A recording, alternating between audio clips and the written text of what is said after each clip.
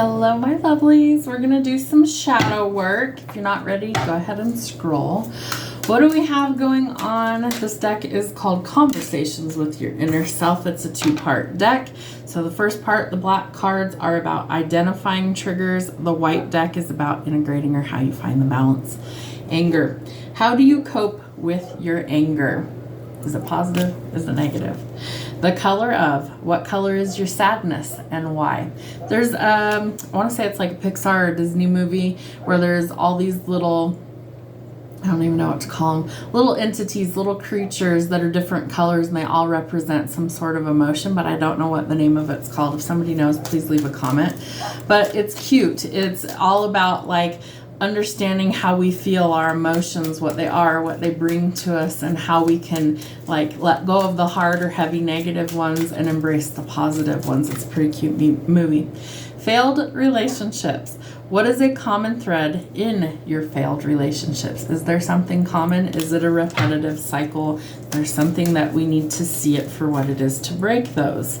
Tolerating. What are you tolerating that you do not want to be? Think of self-sabotaging behaviors and thoughts. Is there something that is repetitive, something that you keep doing that is consistent over and over again that you're tolerating you don't want to? Inferior. In what areas of your life do you feel below or inferior to others? You should never feel inferior, but if you do, that's something that we're trying to work through. All right. How do we find the balance? How do we integrate spirit? What's going on? How do we integrate? Got hiccups. What do we got going on, spirit? Qualities. What qualities do you see in others that also reflect qualities in you? Something that maybe you admire in other people that is also within you. Integration. What does the process of integrating your shadow self look like for you? How do you honor all aspects of you? Parts seen and parts unseen. How do you integrate? That's what's going to make you live your best life. Forgiveness. What do you need to forgive yourself for? Is there something you need to forgive yourself for? What else? Purpose. What hobbies, subjects, or areas of life bring you the greatest sense of purpose? One more. Expression. How can you create safe spaces to express your shadow self? Journaling is an excellent one. That's one that really helped me on my journey. All right, let's get into it. So what do we need to see from the parts of ourself that's hidden from our shadow? What's going on? What do we need to bring to the light? Our creativity. Something is being stifled here. The question is why? I feel like there's been blockages. I feel like there's been, maybe it's to do with like time constraints. Maybe you feel like you don't have enough time to enjoy certain hobbies or interests, your passions. Maybe it's love. Maybe you feel like you don't have enough time to incorporate love into your life. It needs to be part of your life. It's part of what makes us human, is to feel all of those Mercury's really retrograding. Range of emotions, okay?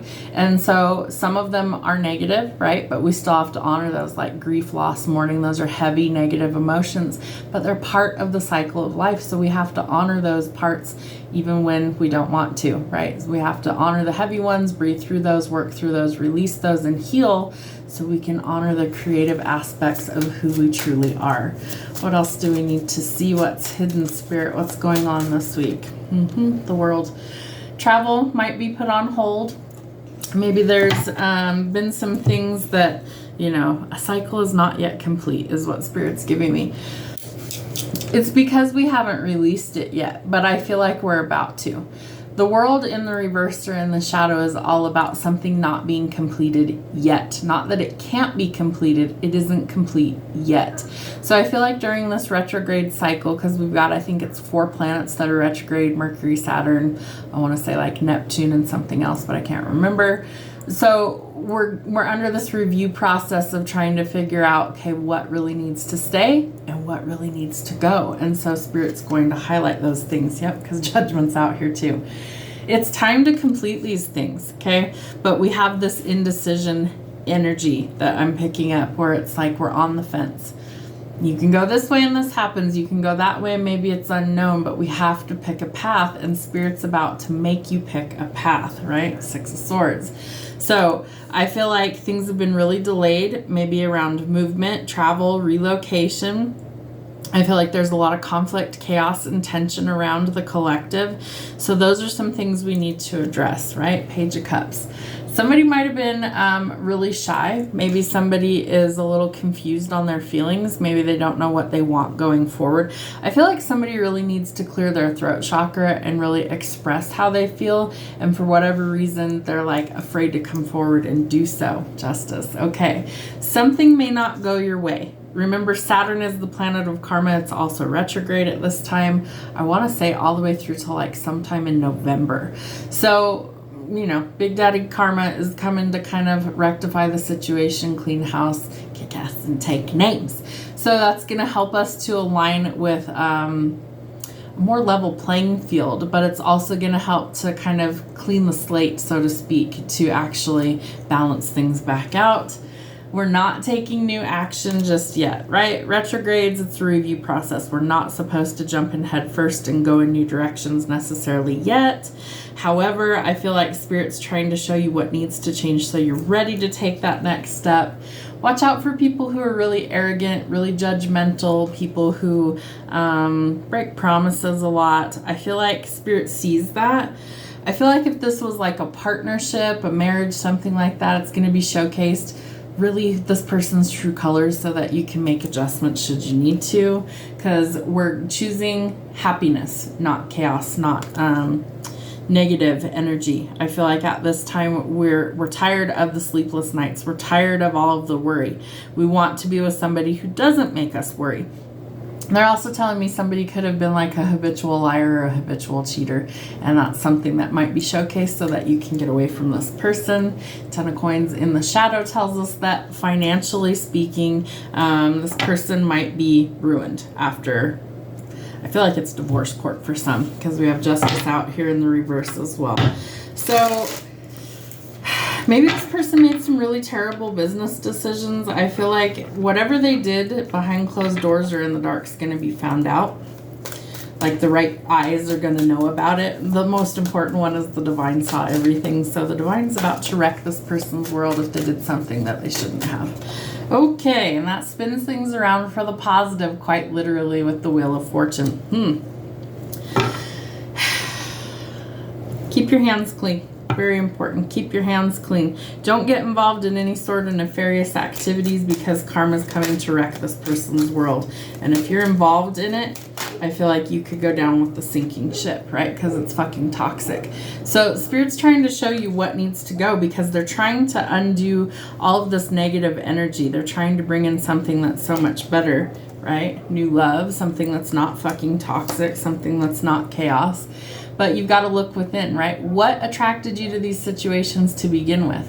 What is unhealed within you that you need to take a closer look at? Because I feel like the past will rear its ugly head. Some sort of major temptation may be coming in.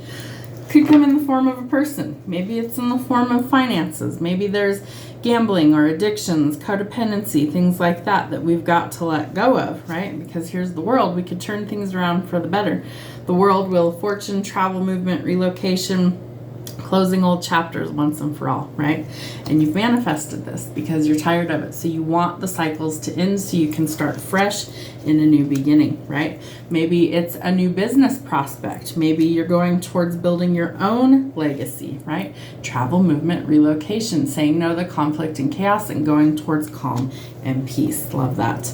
All right, Spirit, anything else that we need to know about this reading? Is there anything else that's hidden that we need to see? All right. Money is improving. Don't hoard your resources. Don't be stingy. 7 of Swords. Any sort of deception will be revealed, okay? It's like the moon. The moon illuminates things. The 7 of Swords in the shadow tells us that they're getting found out. Any of these deceptive fuckers in your life are going down with the ship. There's been no communication. That will also change. You will hear about this. And I feel like you are rejecting some sort of love offer. Okay.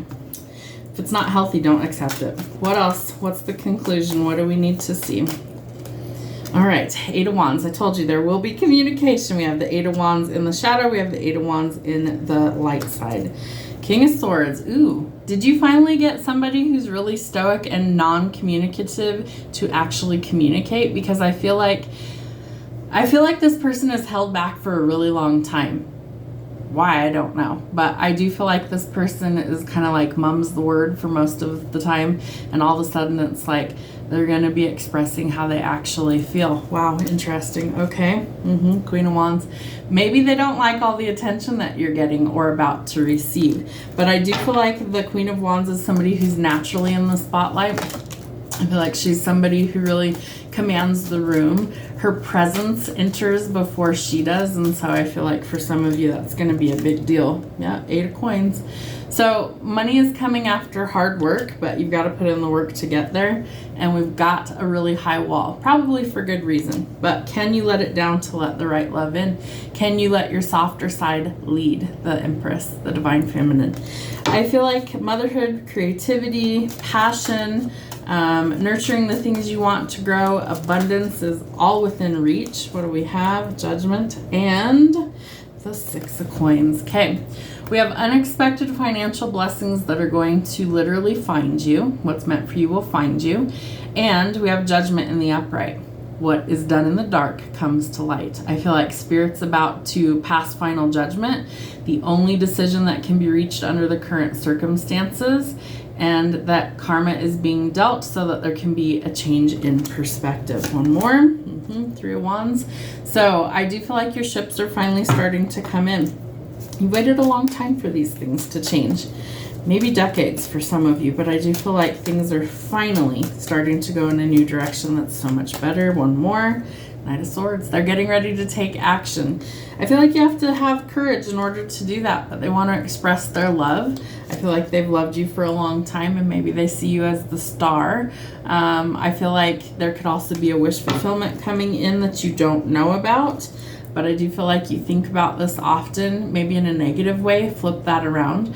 I also feel like the 9 of Swords tells us that we don't want to continue to lose sleep over this, but at the same time, there's lots of worry and anxiety there. So that's something to work through. One more. What's the conclusion, Spirit? What do we need to see? One more. The Emperor. We have both. So I do think some divine counterparts are going to be coming into union. I do feel like this is divine intervention that brings you both together, because the Emperor is the divine masculine, meaning he's going to make the bold move, right? He's going to take courageous action through strategy, through hard work. He wants to be the one to take the lead. The divine feminine is to receive. If she's in her feminine receiving energy, she multiplies things, okay? So whether that's human beings that we're creating, right? Multiplying our offspring, whether that's we're creating a home, whether we're creating a business, whether we're nurturing things in our life that we want to grow, there's definitely this abundance energy. So if the masculine is nurturing to the feminine reciprocates that and amplifies it and multiplies it. But there has to be balance. There has to be the yin to the yang. So I feel like Spirit's coming in to kind of shake things up, to create the balance by uniting divine counterparts and soulmates as well. It's not just divine counterparts, it's not just twin flames, but that's what these two symbolize in order to create a meaningful connection.